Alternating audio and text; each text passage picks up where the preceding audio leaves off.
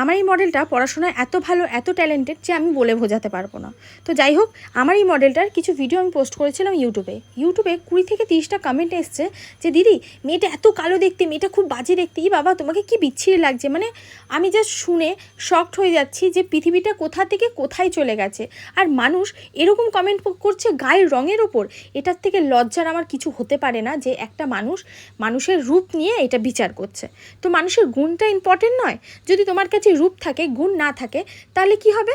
তাহলে তোমার রূপটা কোনো কাজে লাগবে না। তোমার কাছে যদি রূপ নাও থাকে, তোমার কাছে যদি গুণ থাকে, তাহলে তুমি পৃথিবীর সবথেকে শ্রেষ্ঠ মানুষ। আর সবথেকে বড় ব্যাপার, যাদের ধারণা চিন্তাধারা অনেক নিচে, তার থেকে ছোট মানুষ পৃথিবীতে হতেই পারে না। তো যাই হোক, কমেন্ট দেখে আমার খুব কষ্ট লেগেছে। প্লিজ কারোর গায়ের রং নিয়ে এরকম কমেন্ট করবেন না।